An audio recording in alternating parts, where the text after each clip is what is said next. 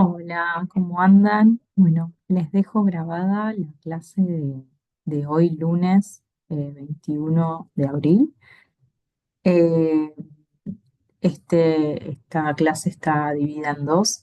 Vamos a ver la unidad 14.1, que es el tema de asilo, y después la bolilla 10 de nacionalidad. Bueno, empezamos.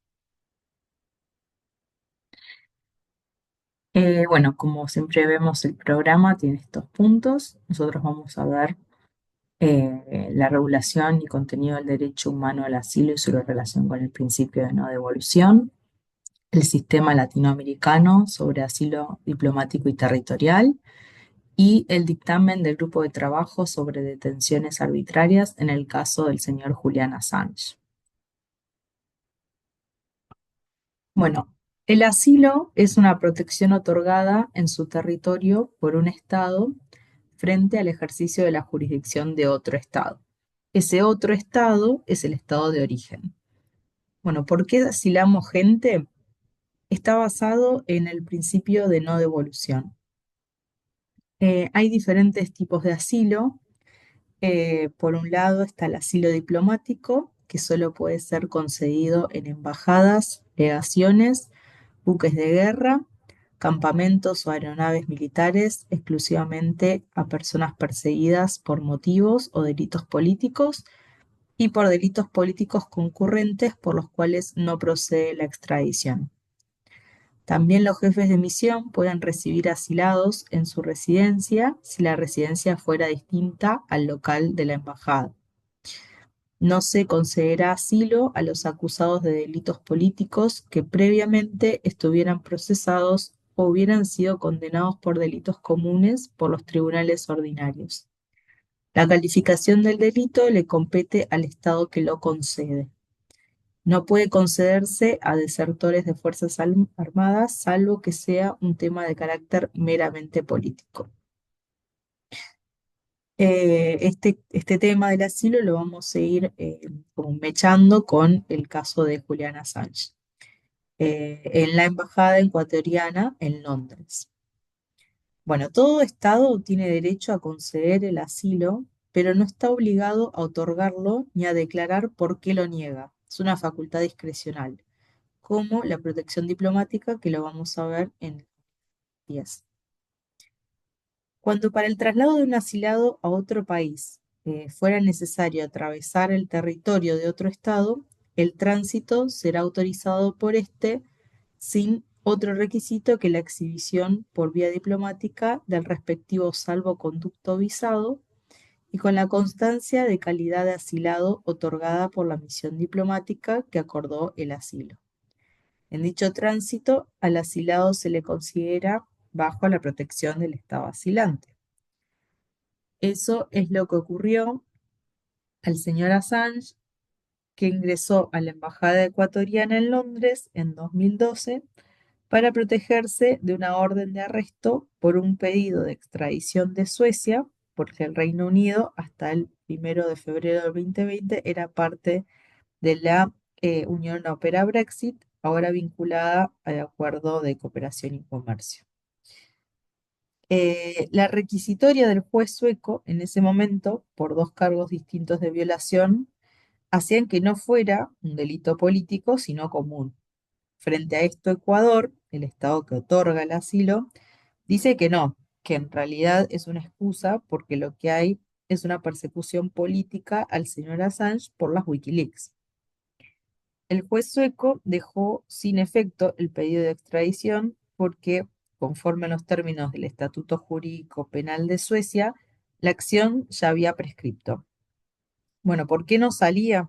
Porque decía que en el momento que saliera, las autoridades del Reino Unido lo iban a detener porque Estados Unidos lo quiere juzgar por violación de secretos confidenciales por la cantidad de datos que se publicaron en su página de Wikileaks. Reino Unido dijo que Assange no tiene un requerimiento de Estados Unidos, sino otros requerimientos, porque el otro juez sueco todavía no dejó sin lugar el requerimiento por Assange. Assange se presenta en el juicio de violación y obtiene una prórroga para presentarse a la audiencia y cuando le dan la prórroga se fuga. Entonces, al haberse fugado, no solo tiene el tema de haber sido citado para declarar en un juicio por violación, sino que tiene el tema de haberse evadido del sistema judicial sueco y eso seguía pendiente. Entonces el Reino Unido me dijo, si Assange sale, nosotros lo vamos a detener porque tenemos que cumplir con la orden judicial del juez sueco, que dice que se profugó de su sistema porque no obró de buena fe. Ese tema no había sido prescripto ni dejado sin efecto por la justicia sueca. Efectuada la salida del asilado, el Estado asilante no está obligado a radicarlo en su territorio, pero no podrá devolverlo a su país de origen sino cuando concurra la voluntad expresa del asilado. Bueno, Assange no quería volver a Australia porque decía que los australianos tenían buena relación con Estados Unidos y por eso lo iban a extraditar. A todo esto no había ninguna causa en Estados Unidos por violación de secretos. Tampoco quería volver a Suecia, donde era su lugar de residencia, y seguía generando gastos a Ecuador hacía años. Y también alegaba que le violaban sus derechos por no salir de la embajada. Decía que estaba limitado el espacio. Por otro lado, el funcionario asilante no permitirá a los asilados practicar actos contrarios a la tranquilidad pública ni intervenir en la política interna del Estado territorial, en este caso el Reino Unido. Si hubiera ruptura de las relaciones diplomáticas entre Ecuador y Reino Unido, debería salir. Y no está sujeto a reciprocidad. Que Ecuador le haya asilado a un australiano no significa que Australia tenga que hacer lo mismo con un nacional ecuatoriano, Correa, por ejemplo. Condiciones de asilo diplomático hay que sumarles las inmunidades de la embajada. Es decir, que Reino Unido no puede entrar a la embajada de Ecuador y sacar a Assange por la fuerza. Ahora bien, en el, estos son los casos que habíamos visto, asilo diplomático y asilo territorial. Bueno, como vimos la última clase, habíamos hablado en costumbre y vimos el caso de Haya de la Torre. Bueno, este es uno de los casos. Y bueno, en este caso, en 2016 hubo un dictamen del grupo de trabajo sobre detenciones arbitrarias que concluye que Assange ha permanecido detenido arbitrariamente por las autoridades del Reino Unido y Suecia desde 2010. El mismo grupo, en el seno del Consejo de Derechos Humanos, también este, fue encargado, digamos, de dictaminar el caso de Milagros Sales, acá en Argentina. Eh, el único miembro, un no ruso, dice que no hubo detención arbitraria porque ingresó voluntariamente a la Embajada de Ecuador y que había solicitado el asilo diplomático. Y el Reino Unido tiene todo su derecho de negarle el salvoconducto para que viaje a Ecuador porque Reino Unido dice justamente que no existe un delito político en cargo de violación o fuga. Si salía de la embajada, lo iban a detener. Y yo lo que les puse también fue un poco la cronología del caso, desde el 2006, que crea la página de filtraciones de Wikileaks. Julio de 2010 se filtra a varios periódicos, información de unos 91.000 documentos sobre la guerra de Afganistán.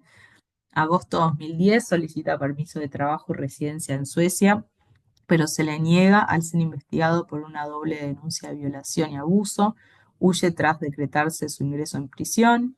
Octubre de 2010, Wikileaks filtra 391.000 documentos del Pentágono sobre la guerra de Irak. Noviembre de 2010, Wikileaks difunde casi 250.000 documentos diplomáticos sobre la guerra de Afganistán. 7 de diciembre de 2010, se entrega a Scotland Yard en Londres e ingresa en prisión preventiva. Enero de 2011, en libertad bajo fianza, un juez británico aprueba su extradición a Suecia y recurre. 19 de junio de 2012, se refugia en la Embajada de Ecuador en Londres después de que el Tribunal Supremo británico accediera a su extradición. En 2015, la Fiscalía sueca accede a interrogarlo en Londres, pero se archivan las causas por prescripción de las acusaciones de acoso sexual y coerción. 25 de mayo de 2016, la justicia sueca mantiene la orden de arresto por un supuesto delito sexual. 14 a 15 de noviembre de 2016 fue interrogado por la causa de Suecia. 19 de mayo de 2017, la Fiscalía sueca cierra la investigación por violación y retira la orden de arresto internacional, reabre y cierra la causa en 2019. 12 de diciembre de 2017, Ecuador le mantiene el asilo y le concede su nacionalidad. 6 de febrero de 2018, la Corte de Westminster mantiene en vigor la única orden de detención en su contra, la de violar la libertad condicional al refugiarse en la embajada. 27 de marzo de 2018, Ecuador le restringe las comunicaciones por violar el acuerdo al opinar sobre cuestiones de otros países. 27 de septiembre de 2018, Kirsten Hrafson le sucede como redactor jefe de Wikileaks y sigue como editor. 16 de noviembre de 2018 se filtra por error un escrito en el que se conoce que fiscales de Estados Unidos le imputan cargos, aunque sin detallarse. 11 de abril de 2019, detenido por la policía británica en la embajada tras autorizarse la entrada y retirarle Ecuador el asilo. 1 de mayo de 2019, condenado a 50 semanas de prisión por violar la libertad condicional y se inicia la causa en el Reino Unido para su entrega a Estados Unidos. 23 de mayo de 2019, en Estados Unidos presenta en su contra 18 nuevos cargos ante un gran jurado de Virginia, entre ellos por espionaje y publicación de documentos altamente clasificados. 11 de octubre de 2019, cumplida la condena, lo mantienen en prisión hasta el juicio por la solicitud de extradición a Estados Unidos. 24 de febrero de 2020 se inicia la vista para su extradición a Estados Unidos en el Tribunal Woolwich Crown Court en el sudeste de Londres. 7 de septiembre de 2020 se retoma la vista para su extradición tras posponerse en febrero y finaliza el 1 de octubre. 4 de enero de 2021, un tribunal británico rechaza la extradición a Estados Unidos por considerar que sería perjudicial para su salud mental. 6 de enero de 2021 se le deniega la libertad condicional por riesgo de fuga ante un posible recurso estadounidense. 26 de septiembre de 2021, Yahoo News desvela un supuesto plan de la CIA para secuestrarlo y asesinarlo. 10 de diciembre de 2021, el Tribunal de Apelación de Londres revierte la sentencia de enero y autoriza la extradición por existir suficientes garantías. 24 de enero de 2022, el Tribunal Supremo le comunica que puede recurrir la extradición a Estados Unidos por los 18 delitos. 14 de marzo de 2022, el Tribunal Supremo, máxima instancia judicial de Reino Unido, desestima un recurso presentado por Assange y autoriza su extradición a Estados Unidos. Y pocos días después se casa con su prometida y madre de sus dos hijos, Stella Morris, dentro de la prisión de Belmarsh en Londres. 20 de abril de 2022, el Tribunal de Magistrados de Westminster emite la orden de extradición. El 17 de junio de 2022, la ministra de Interior de Boris Johnson, Priti Patel, acepta extraditarlo. 9 de junio de 2023, Reino Unido rechaza la apelación de Assange contra su extradición a Estados Unidos. 13 de junio de 2023, se presenta el recurso ante los dos jueces del Superior. Ante el rechazo irían al Tribunal Europeo de Derechos Humanos. 20 de febrero de 2024, el equipo jurídico de Assange acude al Tribunal Superior en Londres para luchar por lo que podría convertirse en su último intento de evitar la extradición a Estados Unidos. 26 de marzo de 2024, Assange evita la extradición a Estados Unidos, ya que el Tribunal Superior de Londres le permite apelar. Y finalmente, el 24 de junio de 2024, Julian Assange logra un acuerdo con el gobierno de Biden que le permitiría evitar la cárcel en Estados Unidos y regresar a su país. El 24 de junio, entonces, Assange alcanza un acuerdo de culpabilidad con la justicia de Estados Unidos, según el cual quedará en libertad. El australiano debe comparecer ante un tribunal federal en las Islas Marianas, territorio estadounidense en el Pacífico, donde se espera que se declare culpable de conspiración para obtener y revelar información relativa a la defensa nacional. Yo acá les traje,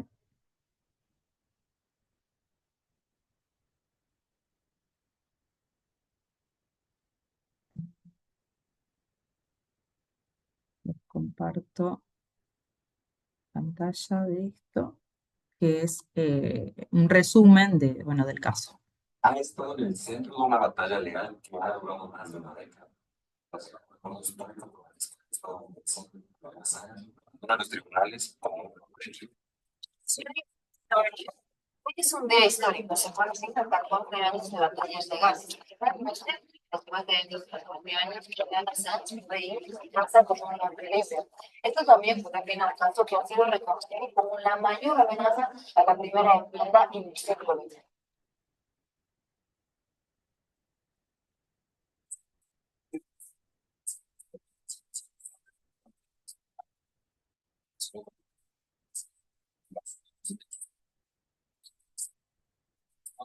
Finalmente, un helicóptero militar estadounidense dispara y mata a dos periodistas y a varios civiles iraquíes en 2100.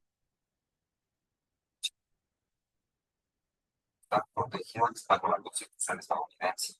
El miércoles se declaró culpable del único cargo de publicaciones militares. La declaración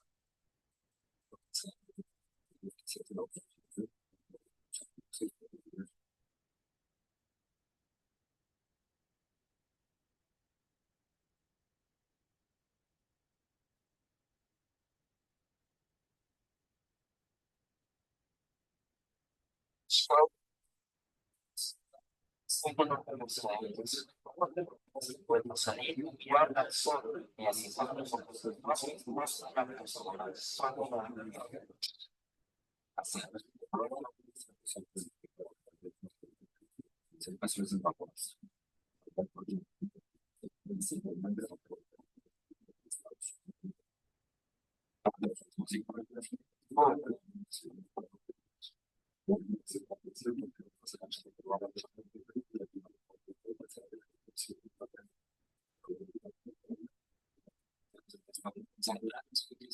Por la casa de Estados Unidos sin autorización previa.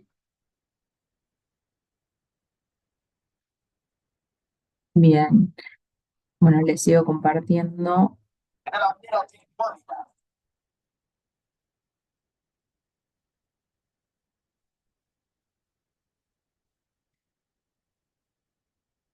viendo.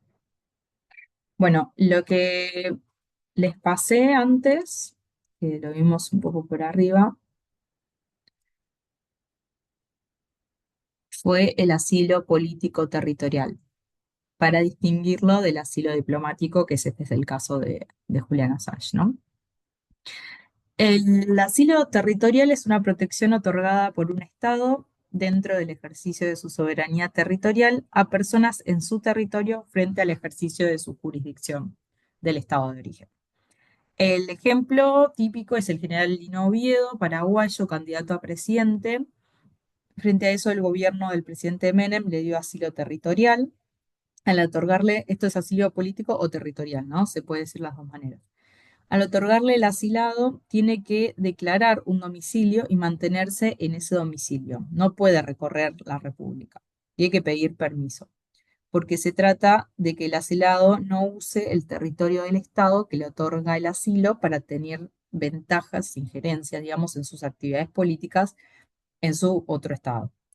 Lino Oviedo se había ido al litoral y cruzaba la frontera cuando quería y tenía injerencia en el Estado paraguayo porque arengaba a la gente, hacía discursos políticos, tenía caravanas.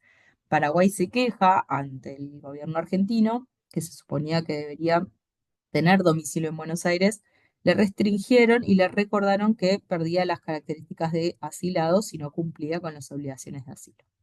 Justamente tenía que darle aviso siempre que deseara salir del territorio y se lo concederán siempre que no sea el estado de su procedencia y dando aviso a ese gobierno. Y por otro lado, después de que vimos los casos,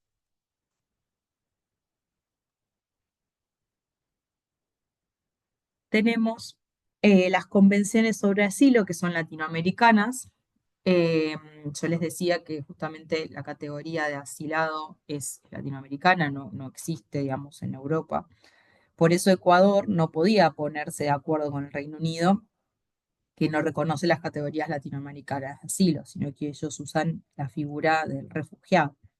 Las figuras de asilo están tratadas, por ejemplo, en el Tratado de Derecho Penal Internacional de 1889, la Convención Interamericana sobre Extradición de 1881, la Convención sobre Asilo Territorial de Caracas 1954 y Asilo Diplomático Caracas 1954, Asilo y Refugio Político Montevideo 1939, Asilo Político Montevideo 1933, Convención sobre Extradición Montevideo 1933, Convención de Asilo de La Habana 1928 y Convención sobre los Derechos y Deberes de Estados en casos de luchas civiles La Habana 1928. Reino Unido justamente no era parte de ninguno de estos tratados, por lo que no se podía resolver el conflicto con la aplicación de un tratado. Bueno, eso es la bolilla que les decía sobre asilo. Vamos a pasar a, eh, a ver la bolilla 10 de nacionalidad.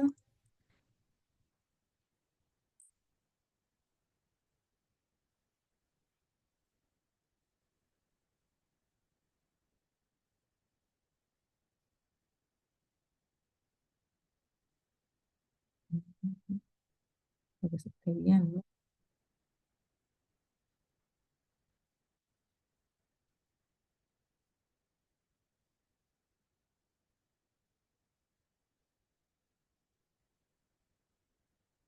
Bueno, estos igual, estas presentaciones yo se las subo a Eva, así que cualquier duda me avisan.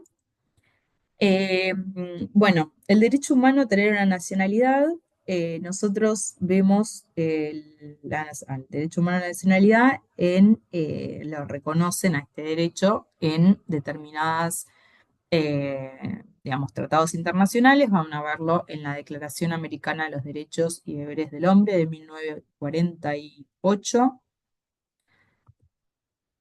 Después, el artículo 19 dice justamente, toda persona tiene derecho a la nacionalidad que legalmente le corresponda y el de cambiarla si así lo desea por la de cualquier otro país que esté dispuesto a otorgársela.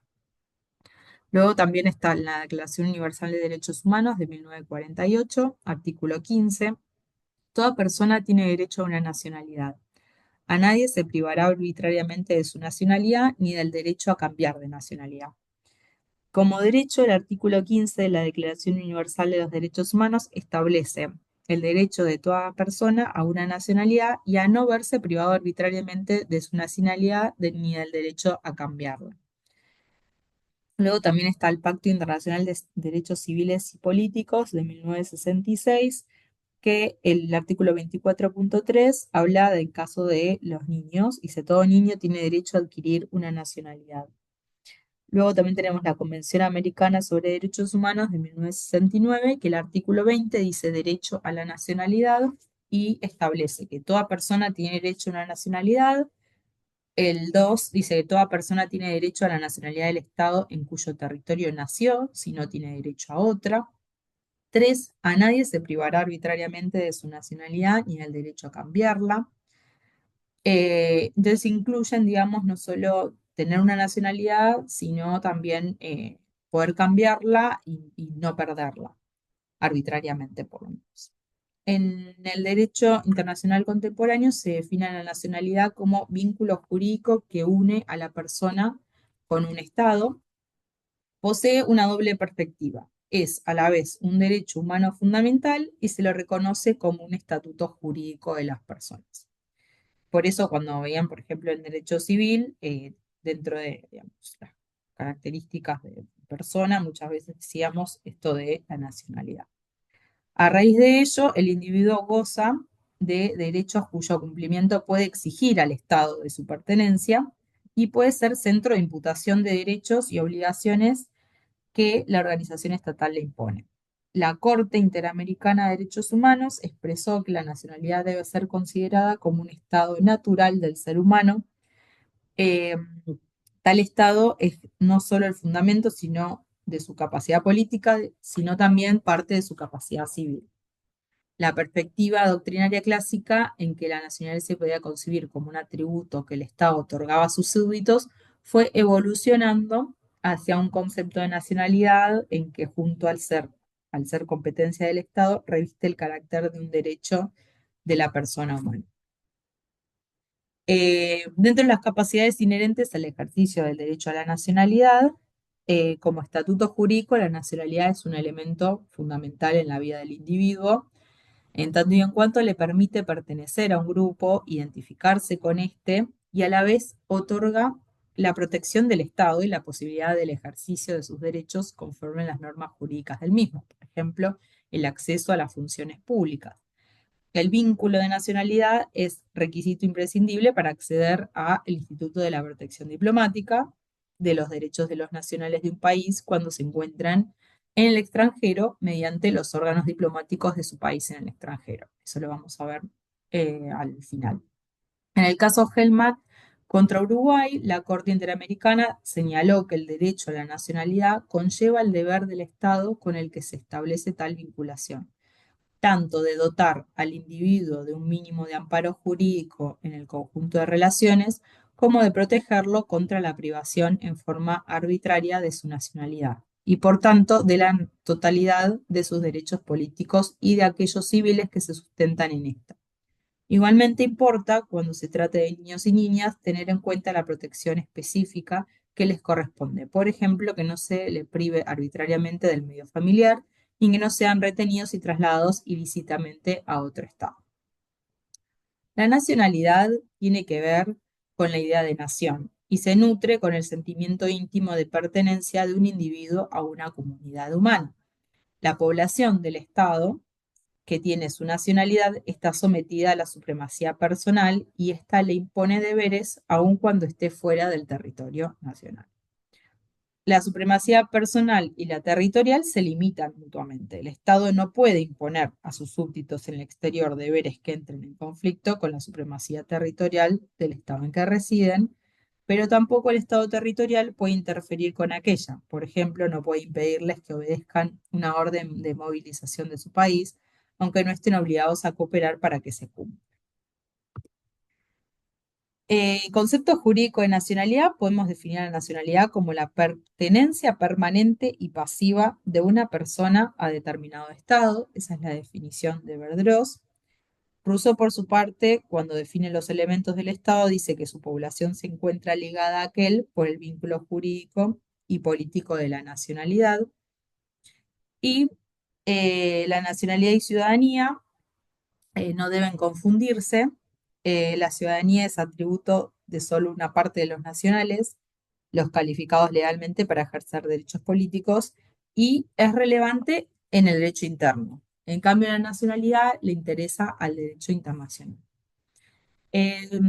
Sin embargo, la Corte Suprema de Justicia de la Nación sostiene que no es posible desconocer que en el lenguaje corriente y en general la sinonimia de ambos términos constituye un hecho innegable y examinadas en su conformación sustancial diversas cláusulas de la Constitución, se observa que ha trascendido a ellas la acepción común que equipara en significado y equivalencia nacionalidad y ciudadanía.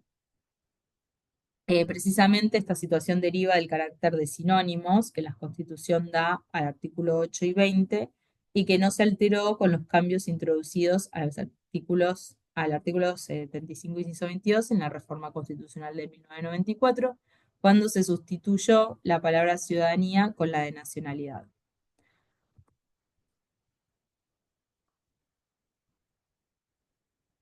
Bueno, esto es lo que les decía de ciudadanía y nacionalidad.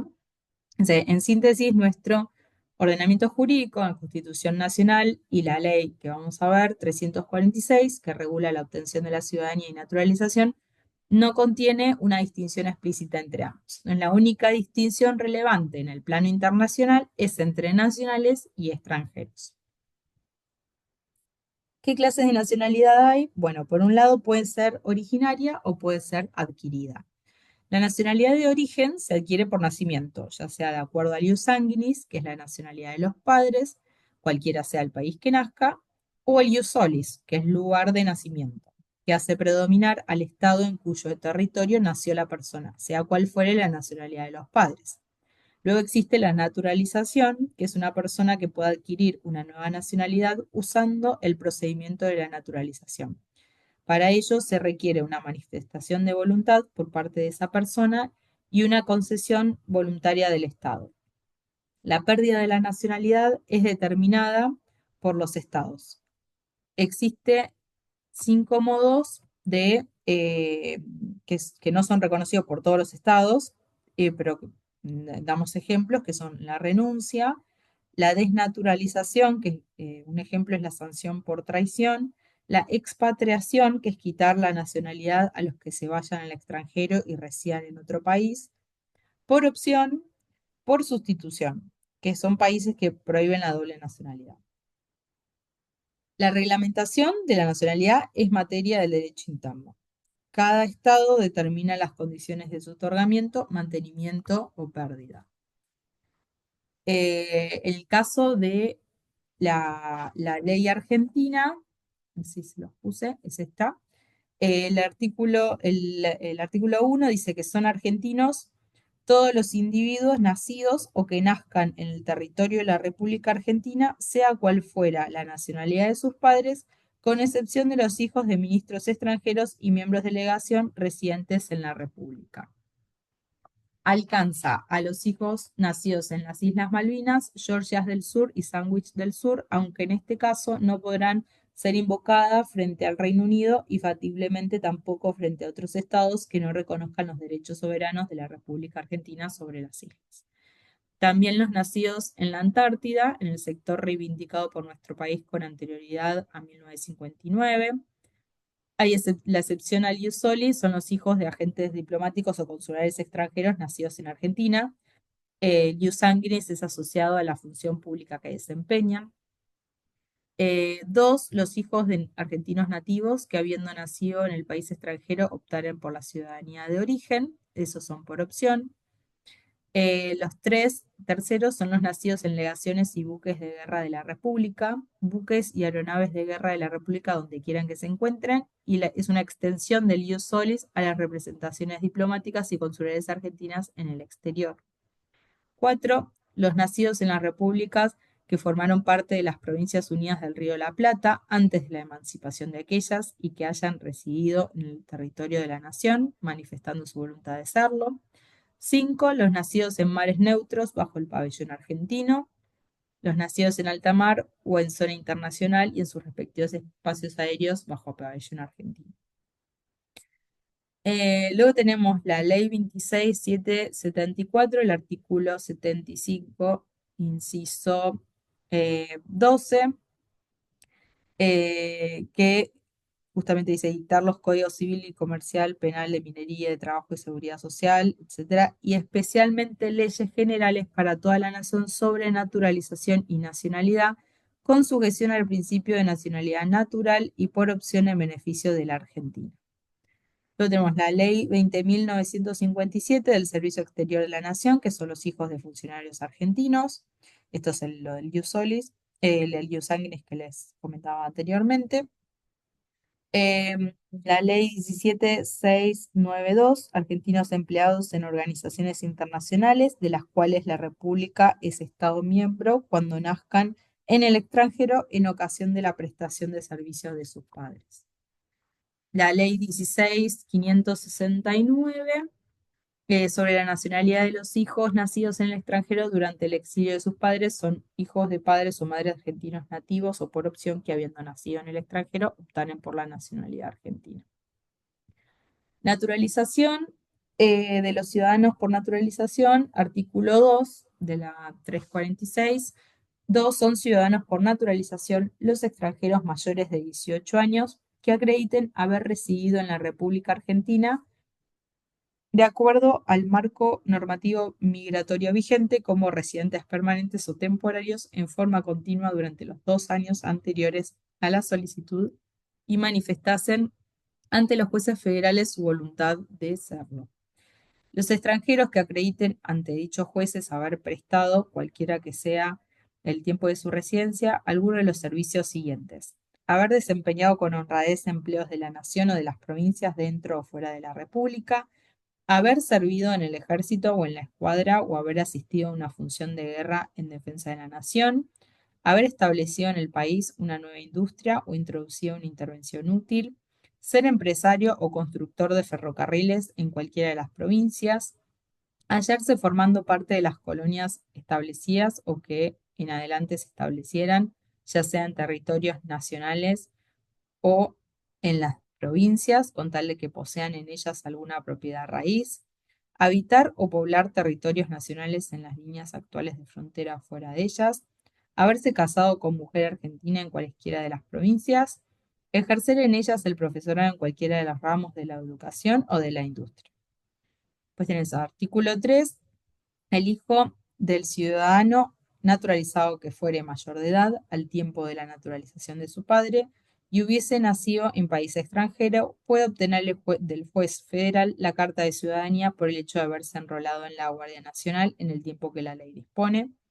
Artículo 4. El hijo del ciudadano naturalizado en país extranjero, después de la naturalización de su padre, puede obtener una carta de ciudadanía si viniendo a la República se enrola en la Guardia Nacional a la edad que la ley ordena.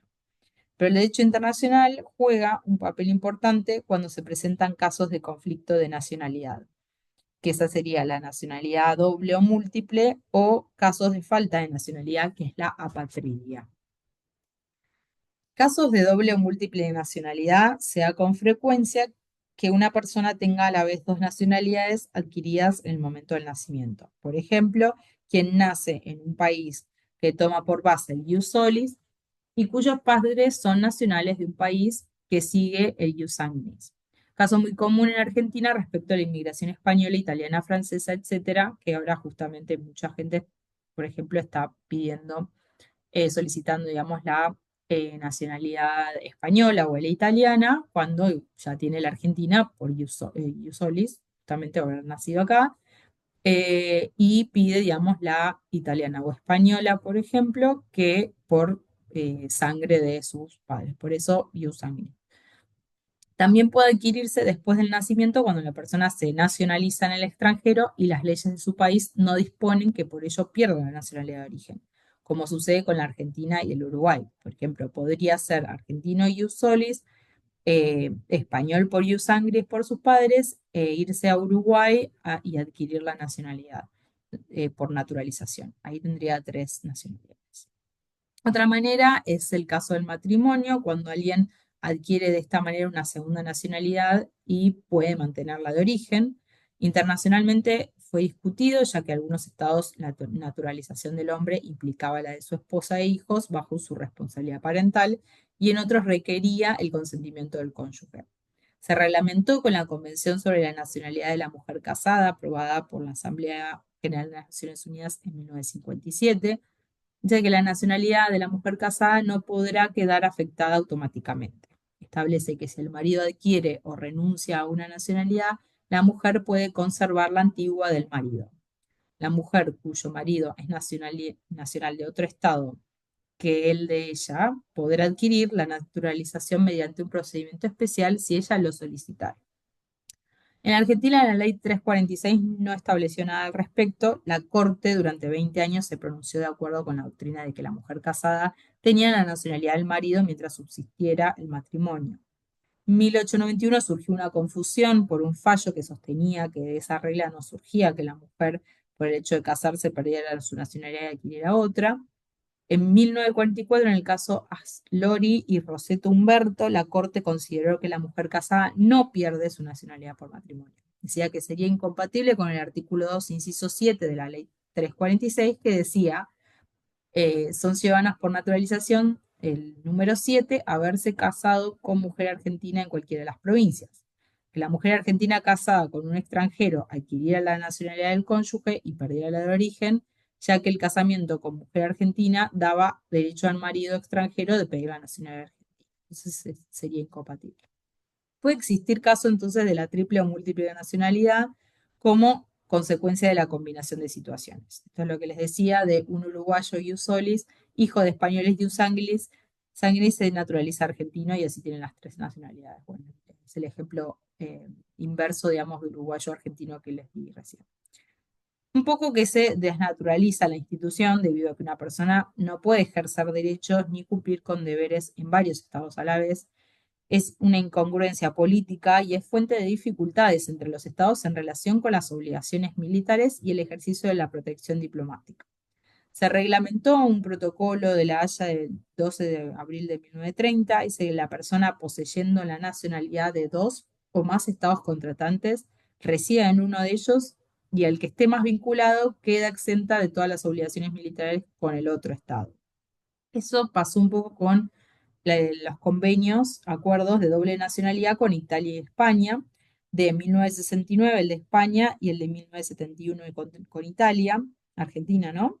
Los nacionales de cada una de las partes pueden adquirir la nacionalidad de la otra de acuerdo con la correspondiente legislación, pero mantendrán la anterior nacionalidad con suspensión del ejercicio de los derechos inherentes a esta. Los derechos y deberes inherentes a la nacionalidad se regirán por las leyes del país de la nueva nacionalidad, aunque no habrá necesidad de repetir el servicio militar si lo hubiera cumplido con anterioridad. Si se regresa al país de origen, se puede recuperar todos los derechos y deberes inherentes a la anterior nacionalidad.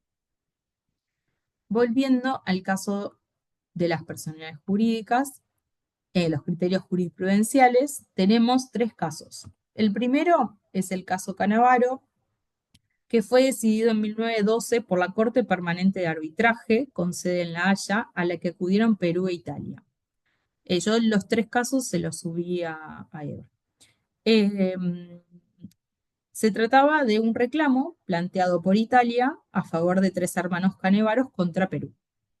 Dos de ellos eran nacionales italianos por ser hijos de padres italianos y uno de ellos, Rafael, tenía doble nacionalidad, italiana en razón de la nacionalidad de sus padres y peruana en razón de haber nacido en Perú.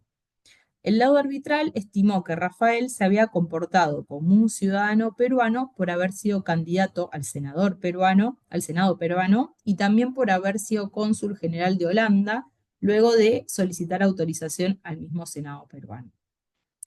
El laudo arbitral concluyó que el gobierno peruano tenía derecho a considerarlo un ciudadano peruano y no italiano. El gobierno de Perú tiene derecho de considerarlo peruano y negarle la condición de italiano reclamante. Aunque no lo dice de manera expresa, este laudo tomó en cuenta cuál era la nacionalidad efectiva o dominante de Rafael Canavaro. Nació en Perú, ejerció derechos políticos en Perú, sus negocios estaban en Perú, por lo tanto tenía nexos estrechos con ese país, que sumados hicieron que el tribunal arbitral se pronunciara por atribuirle la nacionalidad peruana con preferencia al italiano. Veremos entonces cómo este concepto de nacionalidad efectiva o dominante fue ganando terreno en los casos de doble nacionalidad. Después tenemos el caso de la Corte Internacional de Justicia, Nottebohm, de 1955. Se trataba de un ciudadano alemán domiciliado y residenciado en Guatemala, quien se hace nacional del Principado de Liechtenstein con el proceso de evitar que Guatemala, al declarar la guerra a Alemania durante la Segunda Guerra Mundial, le privara de sus propiedades y lo deportara a Estados Unidos a petición de este país. Pero Guatemala no reconoció los efectos de su nueva nacionalidad, le confisca los bienes y los entrega a la autoridad estadounidense. Terminada la guerra, Liechtenstein, por vía de protección diplomática, reclamó indemnizaciones a Guatemala. Y al no llegar a un arreglo amistoso, acordaron someterse a la jurisdicción de la Corte Internacional de Justicia. La Corte dicta sentencia el 6 de abril de 1955 y se expresó así sobre el tema de la nacionalidad cuando una persona natural tiene más de una. Dice que árbitros internacionales han decidido de la misma manera en numerosos casos de doble nacionalidad cuando ha surgido el ejercicio de la protección. Le han dado preferencia a la nacionalidad real y efectiva, aquella que, de acuerdo con los hechos, está basada en los lazos más estrechos entre la persona concernida y unos de los estados cuya nacionalidad está siendo considerada. Diversos hechos son tomados en cuenta y su importancia varía según los casos. La residencia habitual es un factor importante, pero hay otros como el centro de sus intereses, sus nexos familiares, su participación en la vida pública, su apego a un determinado país y cómo lo inculta a sus descendientes, etc. La tendencia es preferir la nacionalidad real y efectiva. La misma tendencia prevalece en los escritos de los publicistas y en la práctica. La sentencia destaca que no basta que haya una norma jurídica que atribuya la nacionalidad de un Estado a un individuo. Si ese Estado quiere ejercer la protección diplomática de esa persona, es necesario para que los otros estados reconozcan ese derecho, que además de la conexión jurídica de la nacionalidad, haya un vínculo estrecho con ese estado y la persona que se busca proteger. La nacionalidad entonces tiene que ser real y efectiva, como allí se explica. De lo contrario, un segundo estado puede desechar la protección que invoca el primer estado. En definitiva, el reclamo de Liechtenstein fue declarado inadmisible por 11 votos contra 3. Y en el caso de la nacionalidad de las personas jurídicas, tenemos el caso de la Corte Internacional de Justicia relativo a la Barcelona Traction. Esta compañía de sociedad anónima asentada que realizaba inversiones ferroviarias en Barcelona, España, con capitales canadienses y accionistas belgas. Al producirse la guerra civil, su fábrica fue confiscada, frente a lo cual los accionistas belgas alegaron protección diplomática. Le pidieron al gobierno belga que los proteja, lo que conlleva una disputa entre Bélgica y España que lo lleva a la Corte Internacional de Justicia, dado que el criterio para que sea válida es el del lugar donde se organiza o de la casa matriz. Fue denegada entonces por la Corte en una votación de 15-1. España sostuvo la doctrina de la personalidad jurídica en que se postula que ésta es independiente a los individuos que la conforman. Una doctrina distinta señala que cuando por problemas de nacionalidad una persona jurídica no puede actuar, los individuos que la conforman sí pueden, si no están impedidos por problemas de nacionalidad.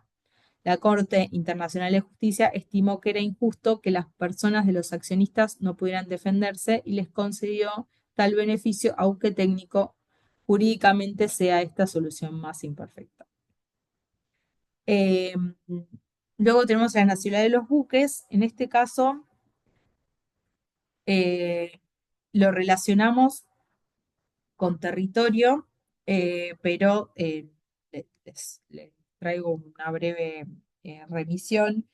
El derecho internacional y la Convención de Naciones Unidas sobre el Derecho del Mar en 1982 establecen que la atribución por un Estado de su nacionalidad a los buques es una cuestión que corresponde regularla a cada Estado, que goza de un amplio margen de discrecionalidad para establecer en su legislación los requisitos o las condiciones que se tienen que cumplir para que el buque sea autorizado a enarbolar su pabellón y sea inscrito en el registro nacional. Ese margen de discrecionalidad apenas resulta afectado por la exigencia de que exista una relación auténtica entre el buque y el estado cuyo pabellón enarbola, según ordena la CONVEMAR. Pues bien, en este marco en el que deben afrontarse las dificultades suscitadas por la atribución o no atribución de una nacionalidad a los buques, puesto que la identificación del buque se debilita o en su caso es inexistente cuando se constata que uno de los elementos individualizadores principales, la nacionalidad, es ficticio, porque la vinculación del buque es más intensa y efectiva con un estado distinto al estado del pabellón que enarbola o bien es fraudulento.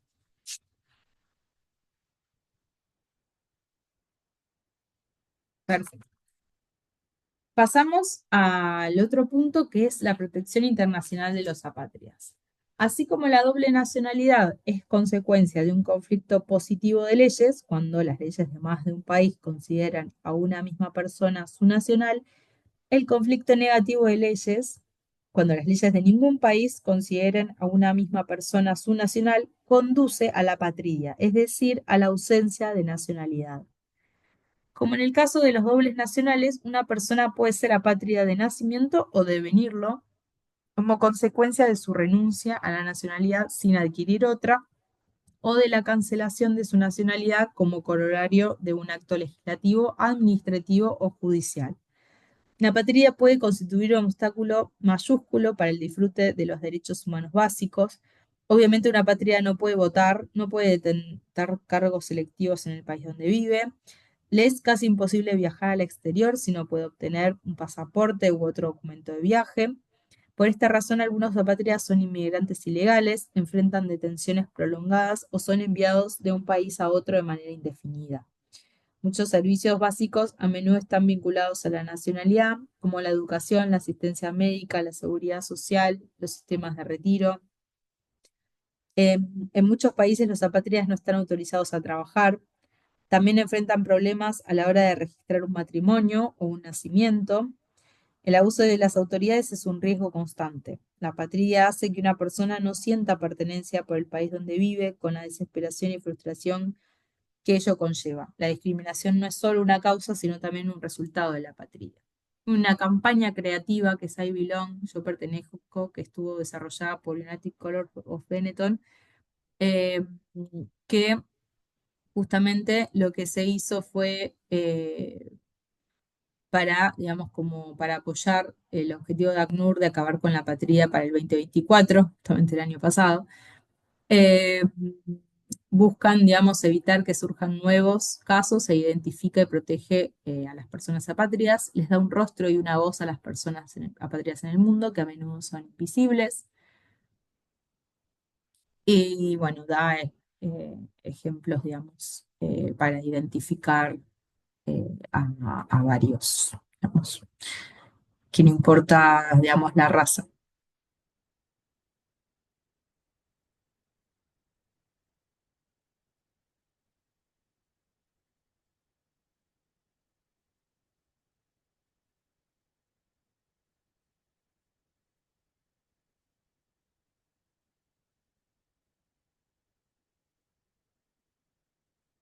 Bueno, por otro lado, nosotros tenemos el caso de, ya les digo, de la protección diplomática. Bueno, primero, mm,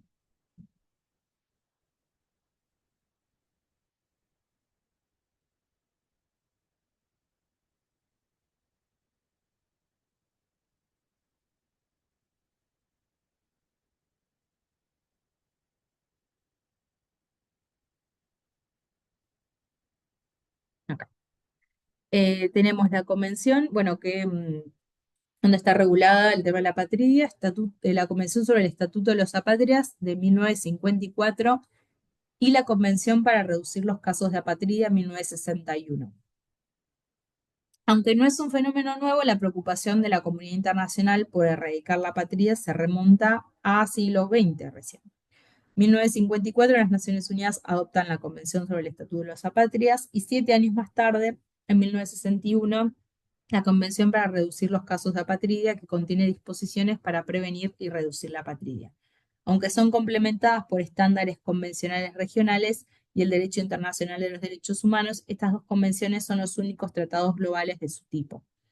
La Convención de 1954 no establece un derecho de los apátridas de adquirir la nacionalidad de un determinado Estado, sino que partiendo de la premisa de que los apátridas no tienen un Estado que los proteja, solicita a los estados que faciliten su integración y naturalización en la medida de lo posible. Por ejemplo, acelerando los trámites de naturalización de los apátridas y reduciendo sus costos. Artículo 32.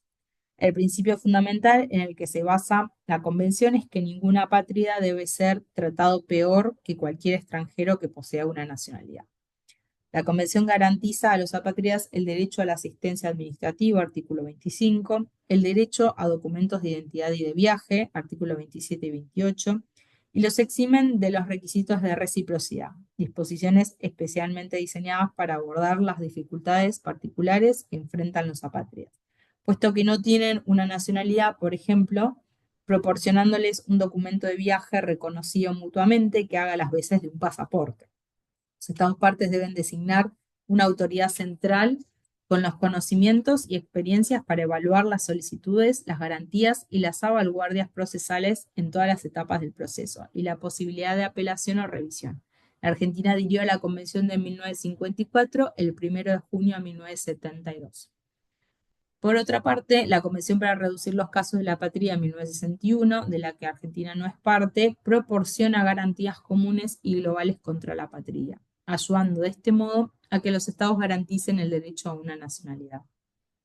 También existe un número de instrumentos internacionales y regionales de derechos humanos que garantizan el derecho a la nacionalidad, con especial protección a ciertos grupos. Por ejemplo, la Convención sobre los Derechos del Niño establece que cada niño tiene derecho a adquirir una nacionalidad y obliga a los estados parte a velar por la aplicación de ese derecho, sobre todo cuando el niño resultara de otro modo apátrida.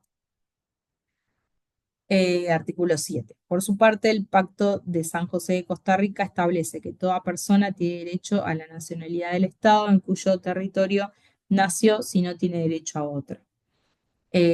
Asimismo, los Estados parte de la Convención sobre todas las formas de discriminación de la mujer deben garantizar que ni el matrimonio con un extranjero ni el cambio de nacionalidad del marido durante el matrimonio la conviertan en apátrida.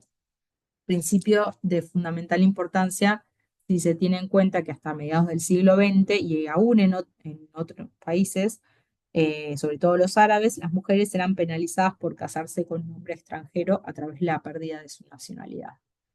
La atribución de la nacionalidad a los niños nacidos en el territorio argentino, el ius soli, es una importante medida para evitar la apatridia que está en línea con lo establecido en la Convención de 1961 y las convenciones de derechos humanos.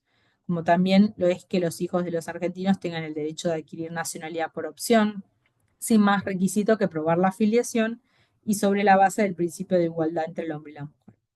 También la legislación argentina garantiza a las esposas de ciudadanos argentinos, así como las hijas e hijos de argentinas y argentinos nativos por opción, que sean apátridas, el derecho de residir permanentemente en territorio argentino, pudiendo ejercer toda actividad laboral lícita, así como obtener pasaporte argentino en determinadas circunstancias. Las circunstancias son la esposa de argentino mientras permanezca casada con autoridad de su esposo, con autorización de su esposo, y los hijos hasta los 18, que es la edad que pueden optar por la nacionalidad argentina por cuenta propia. Yo les había traído acá un ejercicio, que es el caso de la película La Terminal. Obviamente esto es ver, no es ver toda la película, sino el tráiler. La síntesis es que Víctor Naborsky viajó a Nueva York desde Craconia, que es un país ficticio, para conseguirle a su padre un autógrafo del saxofonista Benny Golson, pero para su sorpresa, cuando aterriza en el aeropuerto, ni su pasaporte ni su visado son válidos en suelo estadounidense. Su país de origen ha sufrido un golpe de Estado y el nuevo gobierno no es reconocido. Víctor está encerrado en el aeropuerto, por lo que no puede cumplir el sueño de su padre ni tampoco volver a su país. La pregunta que yo les hago es si pueden aplicarse al caso las normas y principios que protegen a los apátridas y que fundamenten la respuesta. Vemos el trailer.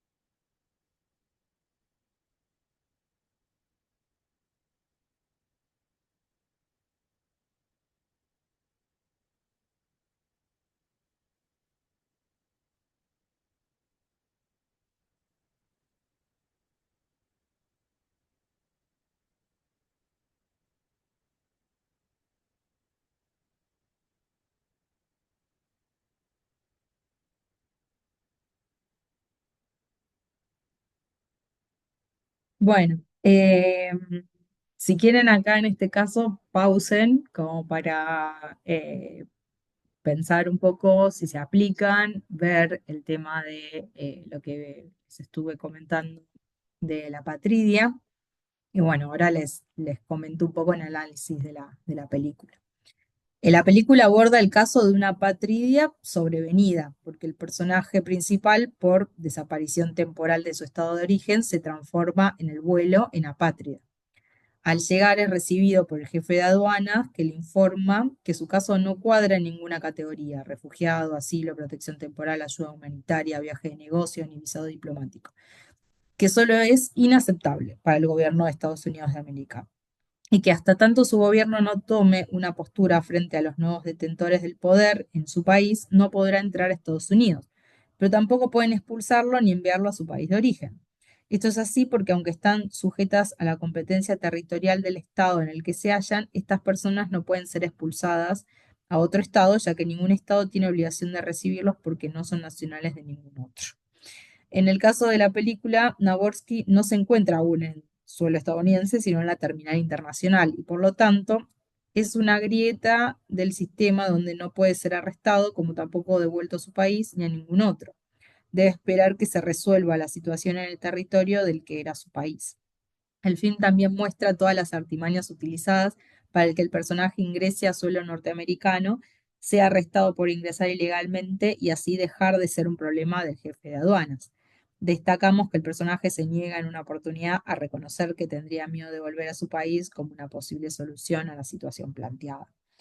Eh, Podemos observar que en la película se aplica correctamente el concepto de apatría, diferenciándolo de categorías que están muy asociadas a ellas, como el caso de refugiados, que después lo vamos a ver en Polilla 14.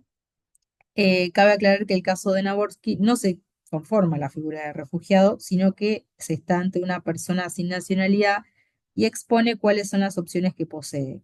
Como esta figura tiene lugar dentro de la terminal internacional y no del territorio de Estados Unidos, no se puede aplicar los derechos de la Convención de 1954, configurándose un caso atípico y una verdadera situación sin reglar dentro del régimen de apatría.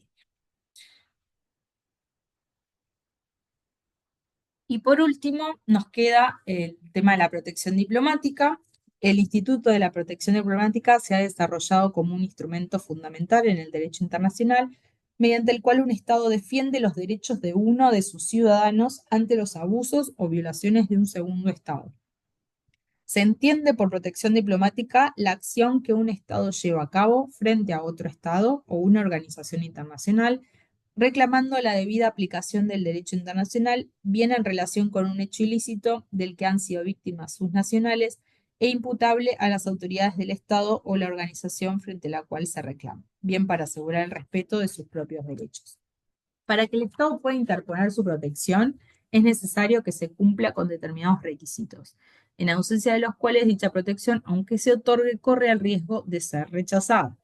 El primer requisito consiste en que la persona física o jurídica a favor de la cual se interpone la protección diplomática tenga la nacionalidad del Estado que le presta su protección. Los otros requisitos son: uno de mera constatación, que es el agotamiento de los recursos internos, que se da de acuerdo a cada sistema jurídico proceda, digamos, contra el derecho dañoso, y el otro de prueba, que es el que el afectado ha de actuar de manera transparente y que no se haya involucrado en conductas que pudieran justificar la actuación del Estado contra sus derechos como extranjero. Al decir de la doctrina, que haya actuado con manos limpias, clean hands, sin incurrir, por ejemplo, en violación a su deber de abstención de participar en cuestiones políticas reservadas a los ciudadanos de cada Estado, o conductas delictivas o que pongan en peligro la seguridad pública o las obligaciones internacionales del Estado. En cuanto al agotamiento de recursos de los recursos, ello debe entenderse de acuerdo con los parámetros racionalmente establecidos y aplicables de manera general. En caso de la denegación de justicia, bien porque en el sistema procesal no haya suficientes garantías de control de las actuaciones por autoridad judicial independiente, bien porque el propio sistema impida el ejercicio del derecho de defensa. Se puede pedir y obtener dicha protección sin necesidad de mostrar dicho agotamiento, pero desde luego todo podrá ser objeto de prueba por quien lo alegue. Esta es la definición, bueno, que es voluntaria y discrecional, relación entre estados, ex post facto, después de los hechos que provocaron la lesión de derechos del particular afectado. Estos son los requisitos.